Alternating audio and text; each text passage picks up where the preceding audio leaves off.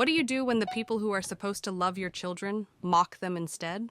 When it's not strangers or bullies at school, but someone who shares your last name, someone you welcome into your home. This isn't a story about Taylor Swift. It's not even about a vacation. It's about a mother. A mother who watched her autistic daughter light up over something she loved, only to see that light dimmed by a man who thought cruelty was comedy.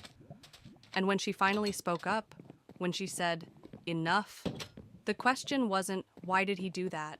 It was, why are you overreacting? Because that's the thing about family. Sometimes they expect you to sacrifice your child's comfort to protect someone else's feelings. But this mom chose differently. She drew a line. And what happened next? Tore the family apart.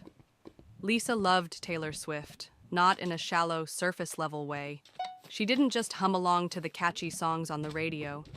She studied the lyrics like scripture, followed tour updates like news alerts, and could map out the arc of an entire album the way others studied literature.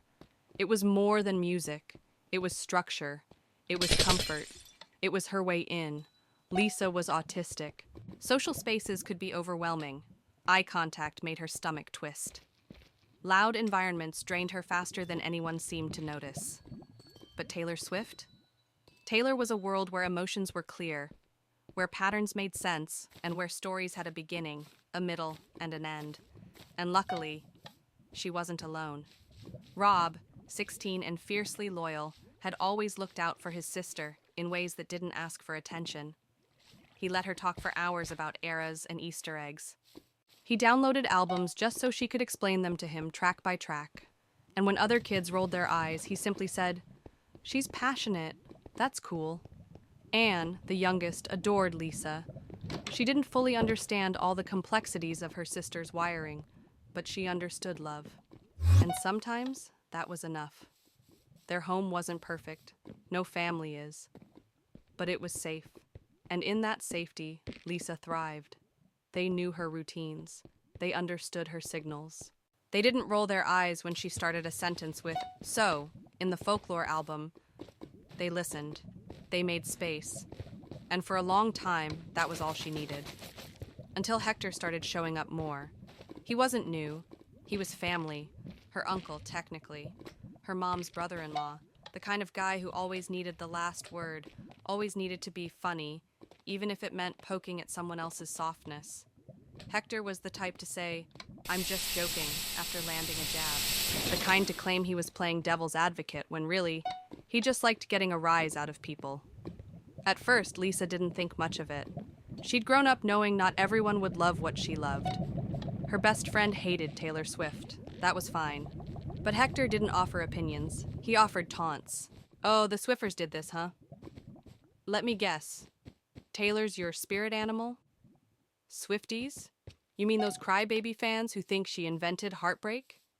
The words weren't clever. They weren't even original, but they were sharp, and they were persistent. Rob noticed first. He saw the way Lisa's shoulders stiffened, the way her hands, which normally fluttered when she talked excitedly, began to curl inward. He noticed that she'd stop mid-sentence when Hector entered the room. And that wasn't okay. Because in a world that was already too loud, too fast, and too unforgiving, home had always been Lisa's one soft landing. And now, even that felt compromised. At first, it was easy to brush off. Just Hector being Hector, they all thought. He'd always been the kind of guy who poked at everyone. Loud, sarcastic, constantly chasing the next laugh.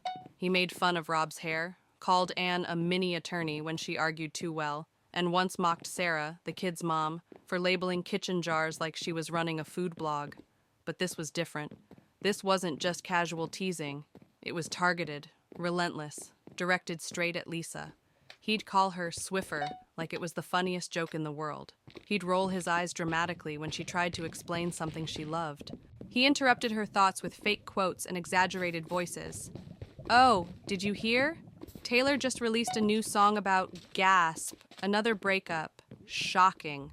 Lisa would pause, stiffen, try to keep her smile. "Actually, it's about her relationship with public pressure and reclaiming agency," she'd say. But Hector wasn't listening. He was too busy waiting for the next punchline. Rob watched it all, closely. He wasn't a perfect kid. He had his moods, his moments. But when it came to Lisa, he was unwavering. She was his sister, and in a world that didn't always make room for her, he made sure she was never alone. And in that moment, watching her shrink into herself while Hector grinned, it was like something clicked. He didn't yell. He didn't curse. He simply asked, "Why do you keep saying it wrong? She told you it's Swifties. Why are you still calling them Swiffers?" Hector laughed. "Because I can. It's just a joke." "What, you gonna cry?" Rob's voice was calm, steady. "It's not funny. You're just trying to upset her." Lisa, ever the peacemaker, tried to steer things back. "It's okay, Rob. I was just saying that the Midnight's album," but Hector cut her off again. "Look, even Roberta's mad now." Rob blinked. "Did you just call me Roberta? Are you 12? It wasn't anger in his voice. It was disbelief, disappointment. That was the moment Sarah walked in. She didn't catch the full exchange. Just the tension in the air. The way Lisa was quiet, clutching her sleeves. The way Rob's jaw was tight, but his eyes were focused. Protective. Hector turned to her with a smug wave. "Hey, just your son and I bonding over Taylor Swift. Real intense stuff." But Sarah saw through it, instantly. She looked at her children, their postures, their faces, and for the first time, she said it out loud. "Hector, that's enough." The room went still. He scoffed, called her soft.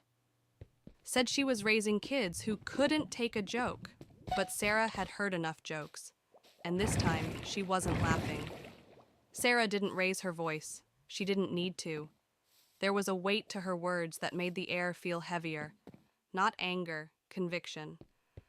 "Hector, that's enough." He looked at her like she'd just ruined his favorite game. "What? I'm just teasing. It's harmless." She shook her head, gently but firmly. "It's not harmless if the person on the receiving end isn't laughing." Lisa was quiet, eyes on the floor. Rob stood beside her, arms crossed but not clenched. He didn't need to fight. His mother had just shown up for them, and that mattered. But Hector wasn't finished. "This is insane. You're all way too sensitive. I was just joking around. Are we not allowed to talk anymore without someone crying?" Sarah took a breath. She wasn't going to yell. That's what people like Hector expected. Drama, escalation, something to twist against you later. She spoke slowly. "You know what you're doing. This isn't a misunderstanding. You keep poking at Lisa, ignoring when she corrects you, pushing until she shuts down. That's not teasing. That's bullying." Hector let out a sarcastic laugh. "Wow. Bullying. Over Taylor Swift? You're seriously threatening me over pop music?" That was it. Sarah looked him in the eye, steady as stone. "No, I'm not threatening you over Taylor Swift. I'm standing up for my daughter. You're not mocking a celebrity. You're mocking a kid who's done nothing but try to share what she loves. With you. And the only reason you're doing it is because her dad isn't home." That last sentence hit like ice. Even Hector blinked. She continued, voice unwavering. "So let me make this clear. If you want to come with us to Colorado this summer, you stop. Now. No more jokes at Lisa's expense. No more passive-aggressive swipes at Rob. This family trip is for people who respect each other. If you can't do that, you're not going." The room fell silent. Then, as expected, he snapped. "You don't get to make that decision. You're not in charge of me." "Yes, I do," she replied, calm as ever. "Because it's my kids, my car, and my booking." He turned red. "You're being a controlling yak over a teenage girl's music obsession." "No," she said final. "I'd do the same if you were mocking her love for animals or astronomy or math. This isn't about Taylor Swift. This is about you treating her like she's a punchline." His face twisted into a scowl.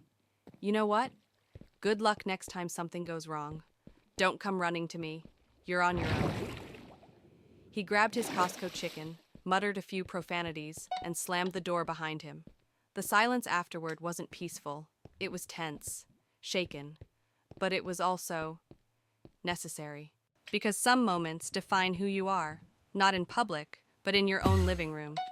Sarah didn't enjoy confrontation. She hated conflict. But there are times when you have to choose, protect the peace, or protect your people. And in that moment, she chose right. For a moment after the door slammed, the house held its breath. No one spoke. Lisa shifted closer to Rob. Anne peeked around the hallway corner, sensing the tension even in her young body. Sarah stood still in the middle of the room, hands slightly trembling, not from fear, but from the weight of everything she had just said. She wasn't someone who liked confrontation. She was the peacemaker, the bridge builder, the one who smoothed out awkward silences at family dinners. And yet, here she was, the one who broke it all open. The quiet didn't last long. Her phone buzzed. Mom lit up on the screen, her mother-in-law. She considered ignoring it, just for a moment longer, to exhale, to decompress. But she knew better. If she didn't answer, Hector would tell his version first. She picked up. Her Mills voice was gentle, too gentle. The kind people use when they're about to disagree with you, but want to sound like they're not. Hi, sweetie. Hector just left. Said you two had a bit of a blow-up? Sarah took a breath. Yeah, I asked him to stop mocking Lisa. He didn't. I told him if he wants to come on our trip this summer, he needs to show basic respect. There was a pause, then a sigh. That long, weary kind of sigh that doesn't carry judgment outright, but lets you know it's there, unspoken. I understand. I do. I hope you two can work it out. He's been having a hard time since the layoff, and that Colorado trip? It's the only thing he's looked forward to. Another pause. A quieter sigh. You know Hector. He jokes a lot.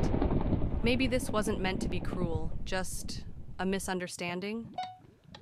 Sarah felt something inside her twist, not in anger, but in exhaustion. She wasn't surprised. This was how it always played out. The behavior was brushed off. The jokes were defended. The people hurt by them were told to not take it personally. She looked over at Lisa, who was now curled up on the couch, headphones on but still shrinking inward. At Rob, sitting beside her like a wall, arms gently around her shoulders. A misunderstanding? It hadn't felt like one. Mom, she said quietly. Lisa asked him, twice, to stop. He looked her in the eyes and kept going. He called Rob a girl's name to humiliate him. That's not a joke. That's not stress. That's cruelty. Her mother-in-law didn't argue, but she didn't agree either. I just don't want this to tear the family apart. Sarah closed her eyes. That phrase. Always that phrase. Don't tear the family apart. As if drawing a boundary was an act of destruction. As if allowing your child to be mocked was the price of keeping the peace. She didn't say anything more, just promised to talk again soon, and ended the call. When she turned back to her kids, Lisa had fallen asleep on Rob's shoulder. Anne had crept in beside them, and suddenly, everything came into focus. This, right here, was the part of the family she was fighting to protect. And maybe that meant being the bad guy in someone else's story. Maybe that meant missing a vacation, causing drama, getting the sighs and side-eyes from people who didn't understand. But for her children, she would do it again. Every time. The next few days came with silence, but not the peaceful kind. It was the kind filled with subtext, with missed calls, with read but unanswered messages, with the kind of stillness that feels like standing on thin ice, waiting for the next crack. Sarah could feel the air shift. She didn't need anyone to say it out loud to know the story was spreading. Families talk, especially when there's drama, especially when someone draws a line that others were too polite or too afraid to draw first. And slowly, the reactions began to trickle in. Some were quiet, texts from two cousins she rarely spoke to. Saw what happened with Hector. Good on you. Not many people would have said anything. Another message from her husband's sister. Lisa's lucky to have you. Seriously. They were short, private, and deeply appreciated. But the support was outnumbered by something colder. The sideways glances, the subtle comments, the not-so-subtle sarcasm. One aunt called and opened with a long sigh. I just think, maybe it's all a little much? I mean, we've all been teased growing up. You think we liked it? But we moved on. Sarah didn't answer. What was there to say? That being teased by a sibling isn't the same as being targeted by an adult. That Lisa wasn't soft. She was a kid who had every right to feel safe in her own home. Another relative wrote a Facebook post, vague but unmistakable. Families fall apart because people care more about being right than being kind. It wasn't even subtle, and the worst part wasn't the judgment. It was the implication. That Sarah was the one who caused the fracture. That by choosing to protect her children, she was somehow responsible for creating division. As if saying, enough, was a betrayal. As if silence would have been more loving. But what no one seemed to understand was this. She hadn't just been protecting Lisa. She had been protecting all of them, because once you allow someone to mock a child and call it a joke, where does it stop? How much dignity do you let go of to keep things peaceful? She thought of Rob, of the way he stood up that day, not just for Lisa, but for what was right. She thought of Anne, quietly watching, learning from every word exchanged. And she thought of Lisa, who hadn't said much since, but had slowly returned to humming again, soft melodies of swift lyrics drifting from her room as she organized her posters and books the way she always did when she was at ease. That was peace, not silence, not avoidance, but safety, freedom, home. So yes, some people were disappointed. Some thought she overreacted. Some blamed her for the ripples in the family pond. But she didn't regret it. Because when the cost of keeping the peace is sacrificing the people you love most, it's not peace at all. It's performance. And she was done performing. Late one night, after the house had settled into quiet, Sarah sat alone at the kitchen table. The day had been long, messages unanswered, comments lingering, silence weighing heavier than any confrontation ever did. She stared at her phone for a while. The group chat sat at the top of the screen, still muted. The last message was from Hector. Hope the kids enjoy their perfect little bubble. Let's see how long it lasts. She didn't respond. Not because she didn't have anything to say, but because not everything deserves a reply. Still, the question gnawed at her. Am I the one tearing this family apart? It wasn't a loud voice. It was the small, tired one. The one that slips in when you're doing the dishes or folding the third load of laundry. The one that asks if maybe it would have been easier to just smile through it, to let it go, to not make it a thing. She thought about that version of herself, the one who stayed quiet, the one who would have smiled politely while Lisa was teased, the one who would have said, "He's just being Hector." The one who would have let it pass and then cried about it alone after the kids had gone to sleep. That version might have preserved the illusion of peace, but it would have cost her something she wasn't willing to lose anymore, her children's trust. Because kids may not always understand adult dynamics, but they know who speaks up for them. They remember who stays silent. And in the moments when the world feels heavy and unfair, they look for one thing. Who's in their corner? Sarah wanted to be that, even if it meant being misunderstood. Even if it meant being called too sensitive or overreacting. Even if it meant spending summer in Colorado without Hector and his Costco chicken. She looked around the kitchen. Anne's drawing sat on the fridge. Lisa's playlist hummed softly from her room. Rob's jacket still hung by the door, the same door he had stepped through, tall and protective, when his sister needed him most. This was the family she was building. Not perfect, not peaceful all the time, but real, safe, seen. So when people asked her, directly or indirectly, was it worth it? Her answer was clear. Yes, 1,000 times yes. Because peace that requires you to ignore pain isn't peace. And love that demands silence in the face of cruelty isn't love. Days passed. The house settled back into its rhythm. But something had changed. Not just in the silence that now lived where Hector's voice used to echo, but inside Sarah herself. It wasn't just about what had happened. It was about what it revealed. Because once the noise fades, the truth tends to speak a little louder. The truth was, she didn't miss him. Not the tension he brought, not the eggshells her kids had learned to tiptoe over. And the trip to Colorado, still happening. Still full of laughter, playlists, and long car ride snacks. Just without the shadow of discomfort trailing behind every joke. But she did think about the ripple effects. About how easy it would have been for this story to end differently if she had brushed Lisa's pain aside, laughed along, or told Rob to just let it go. She could have kept things neat, kept Hector happy, kept the group chat unmuted. But what would that have cost? It might not have shown up in the headlines of their family life, but it would have crept in through the cracks. Lisa, learning that her comfort is negotiable. Rob, learning that defending someone gets you punished. Anne, learning that grown-ups sometimes ignore what's wrong to avoid rocking the boat. And Sarah? She would have looked in the mirror and seen a version of herself she'd worked so hard to grow past. A woman who bites her tongue in the name of peace, while watching the people she loves shrink a little smaller each day. No, she wouldn't go back. Because being a parent isn't about keeping the family happy. It's about keeping your kids safe, seen, valued. And sometimes, the most loving thing you can do is say no. No, you don't get to be cruel and still be invited. No, you don't get to hurt and then hide behind the word family. No, we will not make space for mockery at the cost of our children's joy. In the end, it wasn't about Hector. It wasn't even about Taylor Swift. It was about teaching her children this. You deserve to take up space. You deserve kindness. And when someone tries to take that from you, the people who love you will stand up and stand still. No matter what it costs.